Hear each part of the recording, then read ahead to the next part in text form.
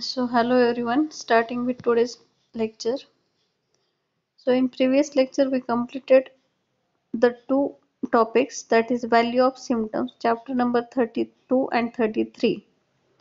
Now in this lecture we are going to discuss the chapter number 31, and that is the characteristics. So what is the characteristics according to Dr. Kent? That will be discussed in this lecture. So this is the chapter number 31.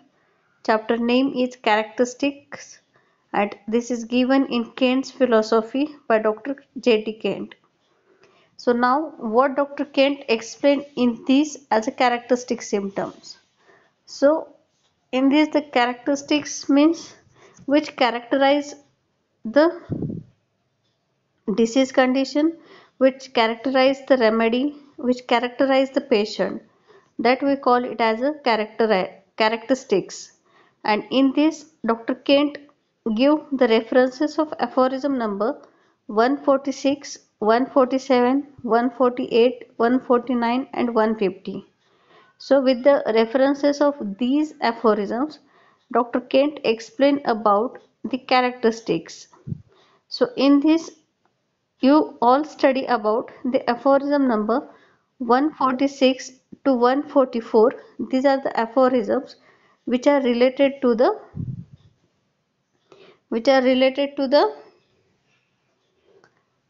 remedy reaction or selection of remedy.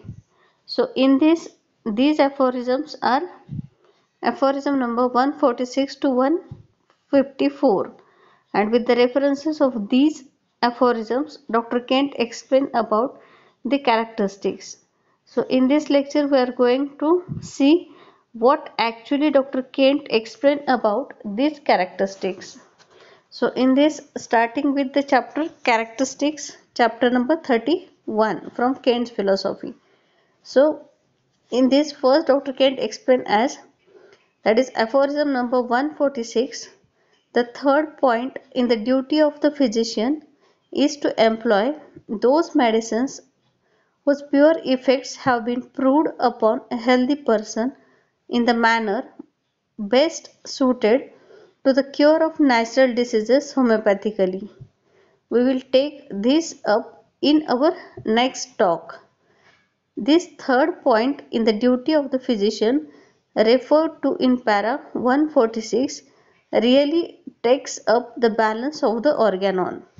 So all of you know about the in aphorism number 71, Dr. Hahnemann explains the three necessary points for the cure, and in this these three necessary points are, that is the knowledge of medicine, knowledge of disease, and how to apply that knowledge of medicine to the knowledge of disease. This is aphorism number 71. In this, Dr. Hahnemann explained about the three necessary points for the cure. And in aphorism number 146, this is the third point of business of a true physician. So what is the third point of business of a true physician is that is after getting the idea about what is to be cured in disease, that is to each and every individual disease, and what is curative in medicine to each and every individual medicine, physician has to pursue the judicious way of application of medicinal knowledge to the disease knowledge. So from aphorism number 146, it is starting of the third point of business or the third necessary point of a cure. So up till aphorism number 145, you know about, that is what is to be cured in disease, and what is curative in medicine. Means in aphorism number 72 to aphorism number 104, you take the knowledge about the disease, and from aphorism number 105 to aphorism number 145, you study about, that is what is curative in medicine, that means it is a drug proving. So after these 2 points, the third point comes, that is the how to apply that knowledge of medicine to the knowledge of disease. And now Dr. Hahnemann explained that third point as the third point of business of a true physician. So in this, firstly, Dr. Kent also gives the idea about, that is aphorism number 146, and it is related to the third point is in the duty of a physician, that is referred in para 146. He really takes up the balance of the organon, that is, it explains about how the balance of organon is maintained and how the knowledge of medicine is applied to the knowledge of disease. So this is the aphorism number 146. It is explained by Dr. Kent also in first para of chapter number 31. Then in next para, that is aphorism number 147. Of all these medicines, that one whose symptoms bear the greatest resemblance to the totality of those which characterizes any particular natural disease ought to be the most appropriate and certain homeopathic remedy that can be employed. It is the specific in this case of disease. It is not an uncommon thing in this advanced day of science to read a specific remedies. The old school distinctly affirms that there are only 3 or 4 species, but almost every offshoot who start at something for himself has to a great extent the idea of specifics in him. One of the first things the quack physician seems inclined to do is to commence advertising specifics for headache, for diarrhea, for this or for that. This is altogether opposed to homeopathy. There are no specifics in homeopathy except at the bedside of a patient when the remedy has been brought out with great endure and cure. Then it may be said that medicine which is found to be similar on the symptoms which characterized this disease is a specific. So this is the second para which Dr. Kent give in chapter number 31. So in this they explain about the aphorism number 147, and all of you know about the aphorism number 147 explain about the specific remedy. So what is the specific remedy? That is, in homeopathy as such there is no specific remedy on the disease name. As in homeopathy we consider there is no specific remedy on the disease name. In homeopathy, specific remedy is one which is indicated by matching the symptom of artificial disease to the symptom of natural disease. But what is the specific remedy in homeopathy? So when we match the natural disease remedy to the artificial disease, that remedy we call it as a specific remedy. Means the remedy which actually matches with the natural disease, that we call it as a specific remedy in homeopathy, but actually on the basis of disease name. According to the disease classification, there is no specific remedy in homeopathy. So in this Dr. Kent also explain about this, that is when physician is practicing, there are some quack physicians who explain as they are practicing the homeopathy, but actually they are not practicing the ideal homeopathy. One of the first thing the quack physicians seem inclined to do is the comments advertising the specifics for headaches. That is, there are some homeopathic physicians also that gives the specific remedy for specific disease conditions, and this is not actually the homeopathic practice. It is they called it as a quack physicians. So they called as a, that is, specific remedy for headache, specific remedy for the diarrhea, specific remedy for abdominal pain, this and that. So, but this is not the homeopathic practice, as there is no specific remedy on the disease name. But what is the specific remedy according to the homeopathy? The homeopathic specific remedy means which is given on the symptom similarity. means that remedy which matches to the symptom of a natural disease, that remedy we call it as a specific remedy. And in homeopathy we use the specific remedy on the disease name except at the bedside, means when there is medicine given to a bedside patient, in that case to cure the patient or to give the palliation treatment, at that time you can use that specific remedies according to the disease classification, but actually there is no specific remedies in the homeopathy. Then it may be said that the medicine which is found to be similar to the symptom which characterize this disease is the specific. So what we call in homeopathy as a specific, that is the similar to the symptoms which characterize the disease condition, that we call it as a specific remedy in homeopathy. So this is explained by Dr. Kent in next para. Then now please note that there is an emphatic sense in that word characterizes. It is no ordinary expression. We have read in the earlier portions of the Organon that the disease makes itself known to the physician by signs and symptoms, and that the totality of the symptoms is the sole representation of the disease to the physician, but that totality has to be studied to ascertain what there is among all the symptoms that characterizes the disease or marks the symptoms as a peculiar. So, what they explain as that is the word characterizes, it is not an ordinary expression, means when we use the characterizes, it is not an ordinary expression word, but we have read in the earlier portion of Organon that the disease makes itself known to the physician by signs and symptoms.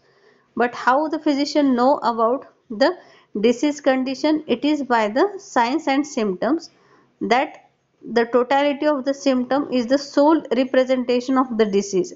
Means when we form the totality of symptoms, the totality of symptoms gives the representation of the disease to the physician, but that totality to be studied to ascertain what is there, what there is among all the symptoms that characterizes the disease, but that totality is formed on the basis of characterizes the disease condition, means that symptoms which characterizes, that makes the disease condition and marks the symptoms as a peculiar, means the totality which we form on the basis of a peculiar symptoms that characterizes the disease condition. For this reason we consider the characterizes, it is not an ordinary expression, but it is the sole representation of a disease condition which is formed on the totality of symptom. Then now Hahnemann commences to analyze the totality of the symptoms for the purpose of giving it character. It has been said in these lectures that it is necessary to do that the information that leads up to characterizing is really the information that makes the homeopathic physician wise, by which he has the ability to intelligently understand that which he has to treat, that medicine which is best adapted is the most similar, but you cannot demonstrate beforehand that it is the specific homeopathic remedy, for you may be deceived in your idea of the nature of the case. But when that remedy has acted, then it may be seen that that remedy was homeopathic or specific, or that it was not homeopathic. You have no idea as to what remedy will be homeopathic to the case until you have examined all the symptoms and then proceed to find out that which characterizes. So in this paragraph, they explain about the characteristic symptoms as the homeopathic physician is wise and he has the ability to intelligently understand which is which he has to be treated. Means when he is taking the case, he has that intelligence or he has that ability to know about what is characteristic, what is the peculiar in that disease condition.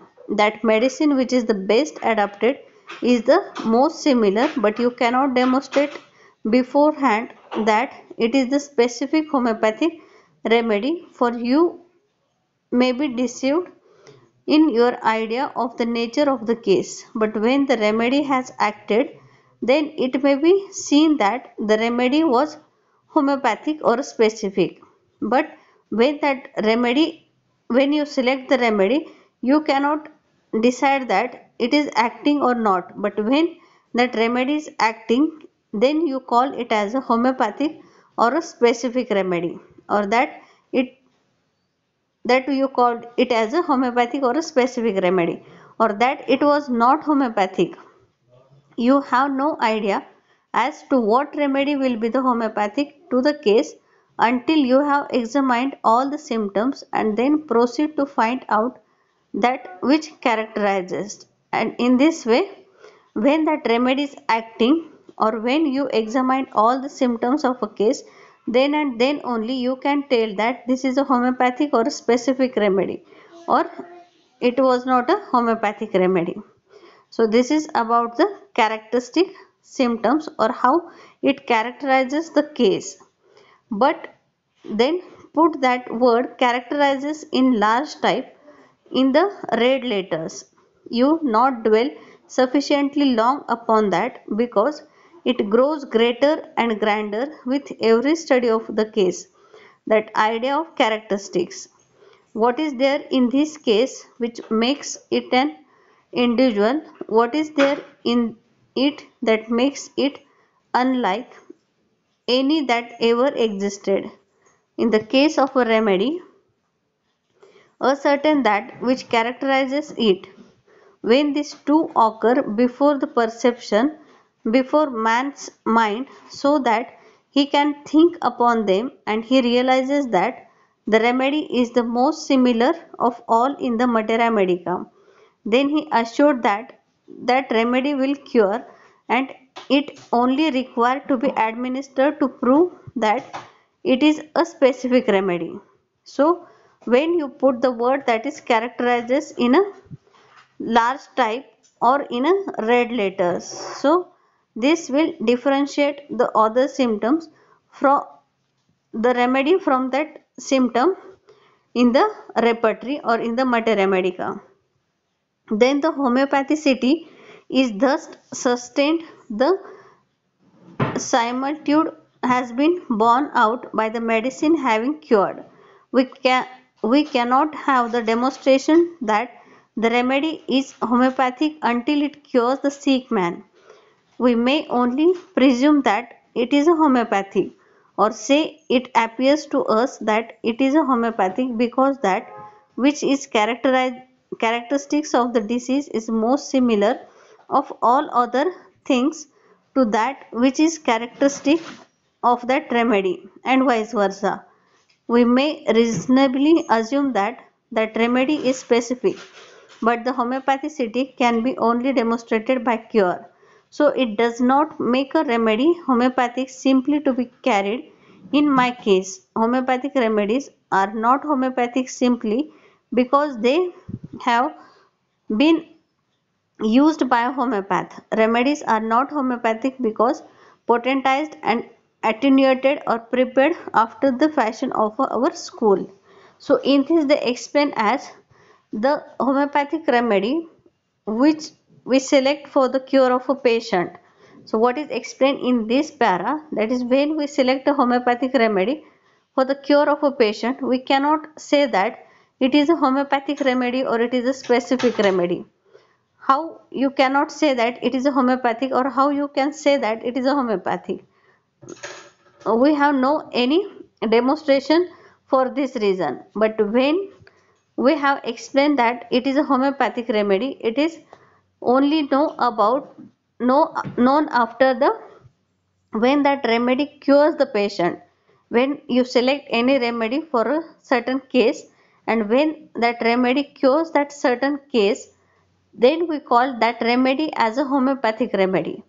Only the selection of homeopathic remedy or using the homeopathic remedy, it is not the homeopathicity. Homeopathicity means when you select the homeopathic remedy and that homeopathic remedy cures the case with in the ideal way, that we call it as a homeopathic remedy. And only the selection of homeopathic remedy, it is not the homeopathicity. Or in this they also explain that so it does not make a remedy homeopathic simply to be carried in my case. That is, when you select the homeopathic remedy, it is when you select any remedy, you cannot tell that this is a homeopathic remedy, as homeopathic remedies are not homeopathic simply because they have been used by a homeopath. Or when any homeopath uses some remedy, you cannot told that this is a homeopathic remedy. That remedies are not homeopathic because potentized and attenuated or prepared after the fashion of our school, or any homeopathic remedy that is prepared by potentization or any other way of preparation of homeopathic way of medicine, that medicine you cannot tell as a homeopathic remedy. So when you tell about the homeopathic remedy means the remedy which cures the patient in ideal way, that remedy you call it as a homeopathic remedy. So in this paragraph they explain about the two which you have to call that the homeopathic remedy. Then in next para they also explain about this remedy as a homeopathic. That is, Dr. Kent asks question as a what constitute a remedy homeopathic, means what constitute a remedy homeopathic. In this the answer is it has demonstrated its curative relation to the patient. That is, when it has the curative relation to the patient after having been prescribed in accordance with his symptoms, the recovery taking place in a proper direction from the above downward, from within outward, and in the reverse order of the symptoms, that constitute a remedy homeopathic, and that constitute the prescription as a homeopathic prescription. So answer of this question, that is what constitute a remedy homeopathic. When we call the remedy as a homeopathic, the answer is that when the remedy when it has demonstrated its curative relation to the patient, means that remedy causes the cure in that patient, or after have been prescribed in accordance with his symptoms, and that remedy is prescribed according to the symptom similarity, and the recovery is taking place in the proper direction, that is from above downward, from within outward, and in the reverse order of their symptoms, and it constitute the remedy as a homeopathic remedy, or the remedy is homeopathic, and it constitute the prescription as a homeopathic prescription. So all of you understanding what is given in this chapter, that is a characteristics by Dr. Kent. So in this they give the references of aphorisms number 146 and 147 in first two paragraph. That is, in 146 they give the reference of 146 as a third point of duty of a physician, that is how to apply the knowledge of medicines to the knowledge of disease. Then in aphorism next para, Dr. Kent give the reference of aphorism number 147, and on with the reference of this they explain about the specific remedy, that is how to which we call it as a homeopathic specific remedy. And the specific in homeopathy is not advisable, or specific remedy is no specific remedy in homeopathy on the disease classification or a disease naming.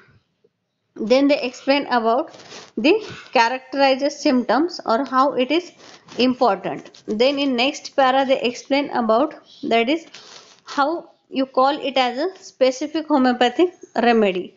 And after this they explain about that which remedy you call it as a, or what constitute a remedy as a homeopathic, or what is the homeopathic prescription, or what prescription you called it as a homeopathic prescription. That is all about the homeopathicity, that is only doing a homeopathic practice with a specific remedy on the disease classification, or giving only the remedy which is prepared by the method of potentization, or prescribing any medicine or a remedy that is homeopathic to the patient.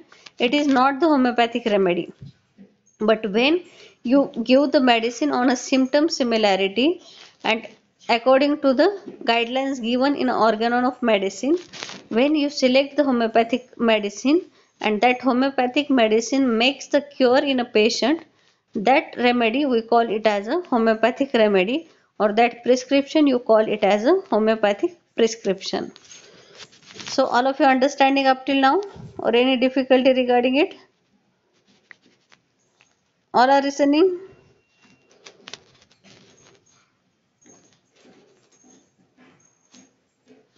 Yes, any difficulty? Okay. So continue with next para. That is, it is then a specific remedy, and in no other sense can a remedy be called as a specific. Hahnemann gives his theory of cure in para 148, but you are not. Hahnemann gives his theory of cure in para 148, but you are not compelled to adopt it. Hahnemann himself says it is only a theory, and he offers it as a simply the best in view, but not as binding upon you to accept. So this theory of cure he explained in aphorism number 148, and what Dr. Hahnemann explained in aphorism number 148. So it is regarding the how homeopathic cure takes place. That is the modus operandi. He also explained in this aphorism, that is aphorism number 148. That is how homeopathic cure takes place. In this, Dr. Hahnemann explained as all the natural diseases are not to be considered as a disease caused by some internal or external material causes, but they should be considered as a disease caused by some immaterial dynamic morphic influence, that is by the miasms.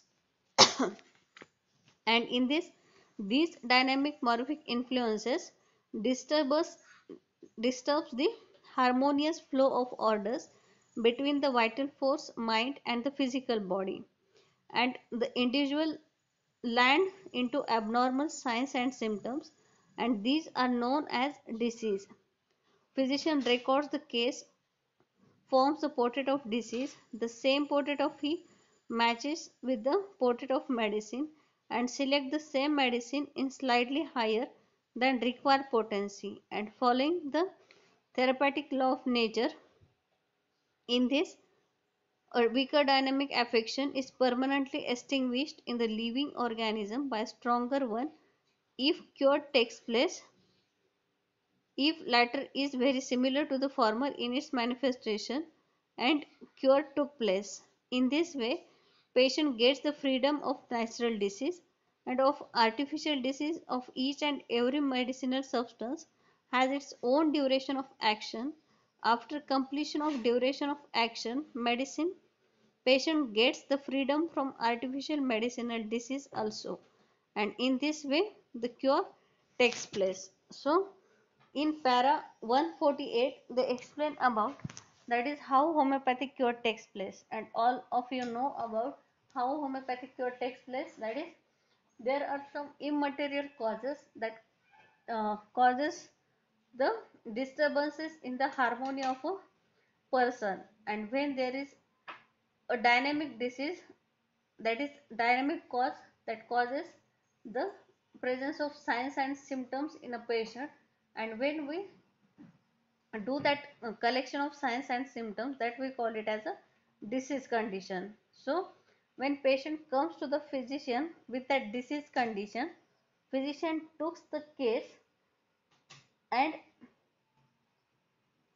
form the portrait of disease, and that portrait of disease can be matched with a portrait of medicine, and on the basis of symptom similarity he give the medicine to the patient, and on the therapeutic law of nature, the natural disease which is weaker than artificial disease which was produced by giving the medicine, that natural disease unhealed from the body, and that artificial disease which having a fixed period after its action is completed, that artificial disease also gets removed, and in this way the cure takes place in homeopathic way. So this is explained in para 148, and in this, when cure takes place by this homeopathic way, that doctor can't call it as a, that is it is a homeopathic specific remedy, or it is a homeopathic remedy with the reference of this aphorism, that is 148. Then in next para, that is, but in para 149 is something that must be accepted, that is it must be known and then accepted, because it is a true, it is a general statement of the results of the homeopathic remedy in the cure of disease.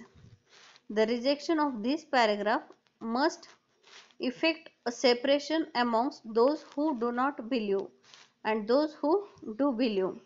When a proper application of the homeopathic remedy has been made, the acute disease which is to be cured, however malignant and painful it may be, subside in a few hours if recent, and in a few days if it is somewhat older, etc. So after this, with the reference of 148, Dr. Kent give the reference of aphorism number 149, and in aphorism number 149 Dr. Hahnemann explained about, that is the chronic and the complex diseases takes time to cure. So in this, those diseases which are chronic and long lasting requires a much time for their cure, especially those chronic diseases which are complicated by prolonged use of allopathic crude drugs. So in this they give the example as the chronic diseases or the complex diseases takes time to cure, but the diseases which are acute in nature, that is when a proper application of homeopathic remedy has been made, the acute diseases which is to be cured, however malignant and painful it may be, subside in few hours if recent.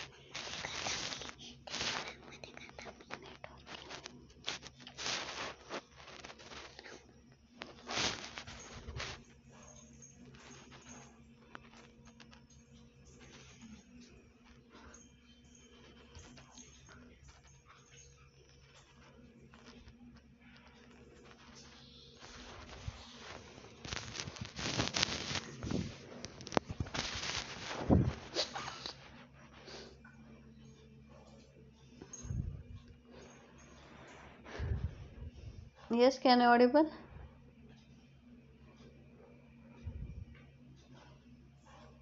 Yes, ma'am. Okay, so we are discussing the para that is 149, means aphorism number 149. It is related to the chronic diseases takes time to recover or cure. That is chronic diseases and the complicated diseases or complex diseases that are complicated with the use of a crude substances by allopathic medicines. So these diseases requires a time, but the acute diseases can be cured very well with the homeopathic remedies. So in this they explain as when a proper application of the homeopathic remedy has been made, the acute disease which is to be cured, however malignant and painful it may be, subside in a few hours if recent, and in a few days if it is somewhat older. That is, if it is a complex disease it requires some time, but when it is acute diseases it can be recovered in few hours. So in next para Dr. Kent explain as from this I am placed under the plain necessity of acknowledging that if under my treatment such diseases do not subside, I have not found a right remedy that will force the honest homeopathic physician to seek the proper remedy. Let not the blame be placed upon the failure of the system and of the law and order, but let it be placed upon the one who practices it. Just so sure as you find the homeopathic remedy in a case of a scarlet fever, just so sure you will see that fever fall and that child improve, while the rash will remain out. Nothing of the malignancy of the case will remain. In an ordinary case of scarlet fever, we find that in a few days the child is so much better he wants to go to school, but then we treat the child and not the fever. Just so sure as physician has in mind the rash of scarlet fever or of measles as the main element of the disease, he will make a failure and the patient will not recover so speedily. But as a matter of fact, the homeopathic physician prescribe for the patient on that which characterizes the sickness, even though it be what is called as a self-limiting disease. So in this paragraph, the Dr. Kent explain about that is when you are practicing and you get a failure, that failure is not related to the system, means it is not the failure of homeopathy, but it is the failure of practicing or the physician who practices the homeopathy. As he treat the disease, in that case he gets the failure, but you have to remember that while practicing the homeopathy you have to treat the patient and not the disease condition. So in this they give the example of scarlet fever, that is if you are giving the medicine for the fever in scarlet, that is fever present in a scarlet fever, in that case you will not get the result, but when you treat the patient of scarlet fever as a patient, in that case you will get the success and patient will recover soon.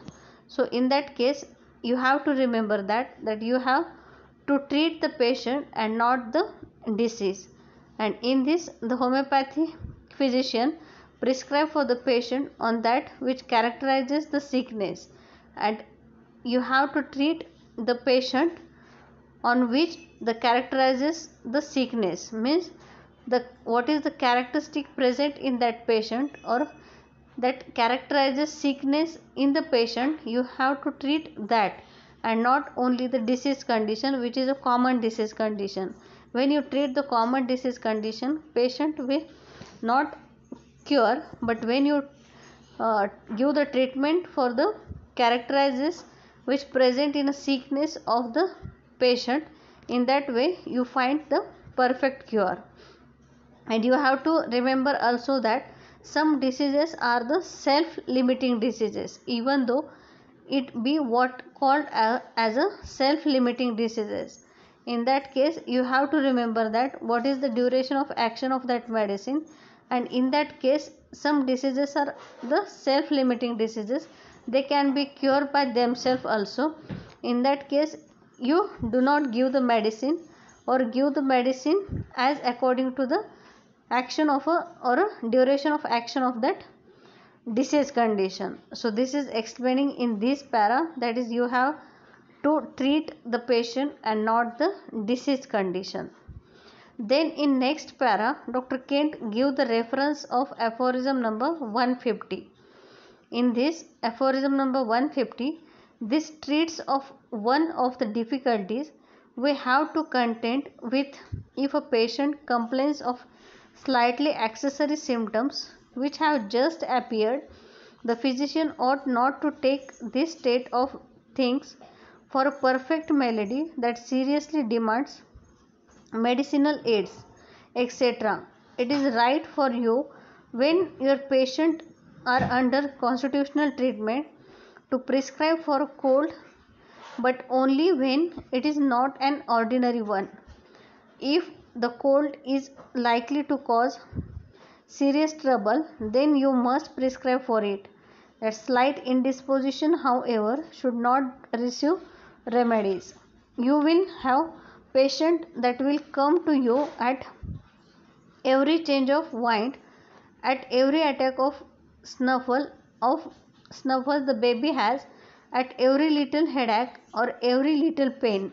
If you then proceed to change your remedy or prescribe for each one of these little spells of indisposition, you will in the course of a little while have such a state of disorder in the individual that you will wonder that it is the matter with this patient. You had better give her no medicine at all, and if she is wise and strong and can feel confidence, you can say to her that she does not need the medicine for this attack, but occasionally give her a dose of a constitutional medicine when these little attacks are not on. So in this they explain about the indisposition. So what is the indisposition? It is a slight alteration in a state of health, and that we call it as a indisposition. And you all know about that is in a case which is very short duration, in which there is a presence of only 1 to 2 symptoms which are not so serious and intense. Such disease should not be considered as a fully developed disease, and these are the diseases which can be very well treated by having the alteration in diet and regimen, and they are called as a indisposition. Means these are the disease condition which are caused due to some exciting or maintaining causes. And you have to remember that when you have a patient of indisposition, you must understand about there is no need of medicine for this disease condition. In this, when the patient is on a continuous constitutional treatment, and in between the patient comes to you with a slight indisposition, so in that case you must understand this is not the symptoms related to the disease condition, but this is due to the slight alteration in a state of health, or these are caused due to some exciting or maintaining causes. And in that case you have to remember that you have not to prescribe the medicine in that cases. If the patient having confidence in you, you can tell truth to the you can tell truth to the patient, as there is no need of medicine during this slight alteration in a symptom, or there is a slight alteration in a state. So in that case you have not to prescribe the medicine during this indisposition case, and when this indisposition case subsides, then you have to give the dose of a constitutional medicine on which patient is on the treatment of that constitutional medicine. Means if you have a patient of indisposition with 1 to 2 of symptoms, that is there are some patients we come with a every attack of a cold, every attack of a headache, every attack of a pain, every little attack, and these patients are on a constitutional treatment. When that patient comes to you, you have to differentiate between the indisposition condition and the disease condition, and you have to say patient that there is no need of medicine during that period. But in this, when the patient is not so confident in you, in that case you have to give the placebo during that period, and after the subside of that indisposition condition, you have to give the some dose of constitutional medicine to that patient. While you are young and cannot hold this patient with an iron grasp, when they come to you, you had better give them the placebo and let the indisposition pass of itself. Watch it, however, and it may at the close develop some constitutional manifestation and throw light upon the patient that you have been treating. On the other hand, it is easy matter to prescribe for severe acute diseases. They are decisive, they strongly manifest their symptoms, they are sharp cut in their expression, the symptoms are prominent, and you will not be confused as you will be in the slight indisposition.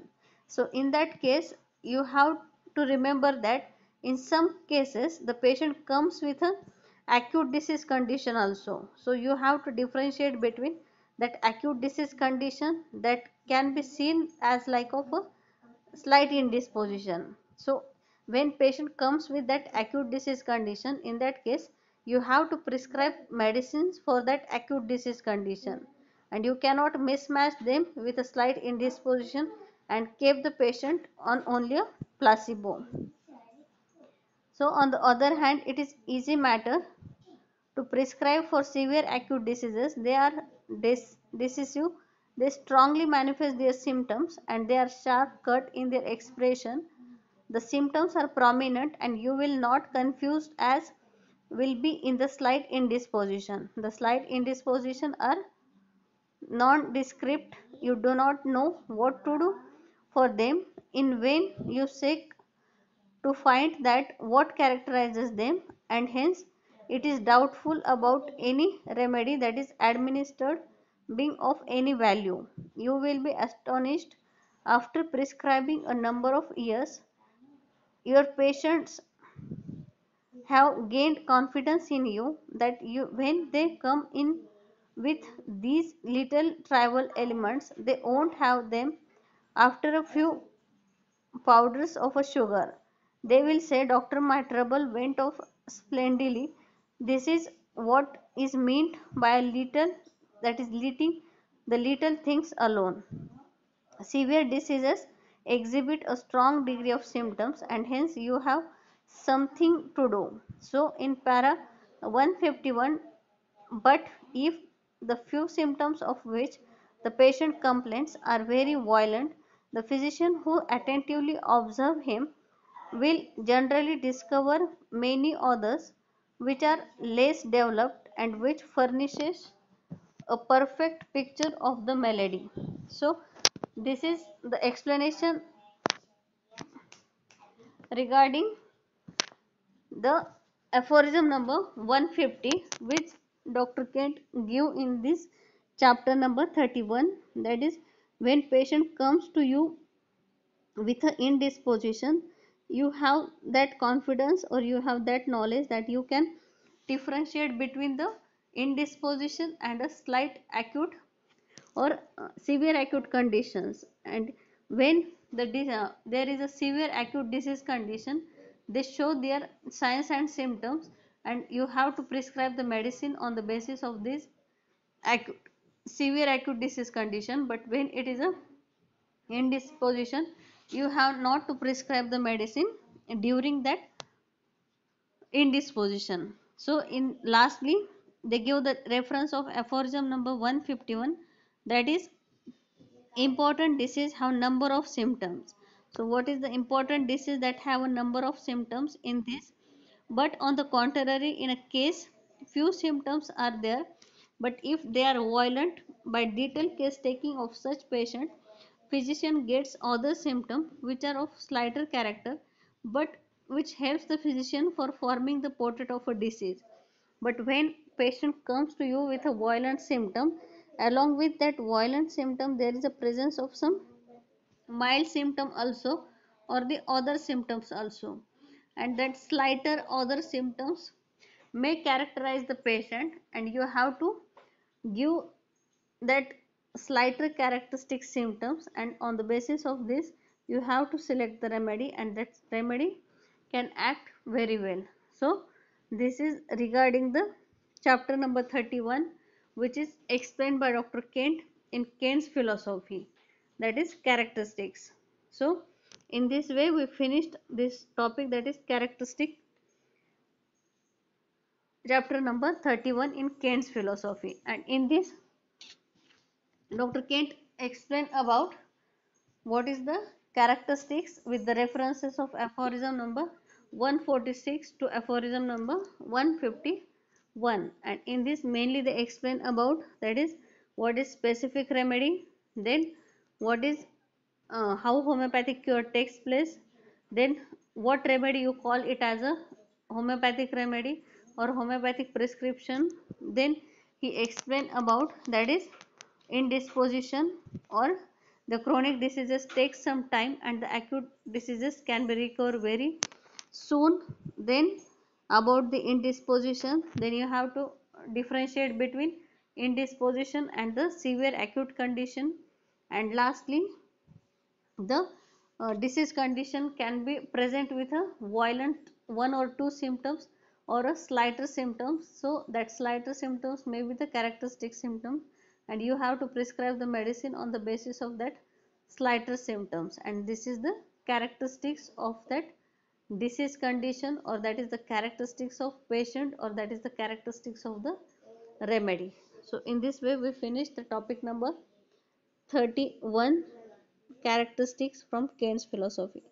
So all of you understand about the topic?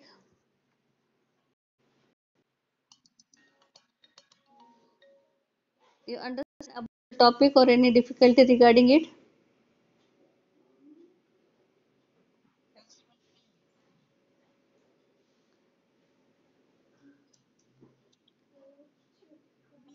Yes,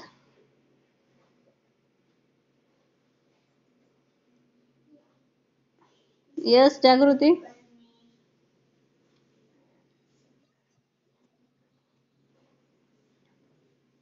topic समजलाय का? कोणाला काही doubt आहे का topic मध्ये?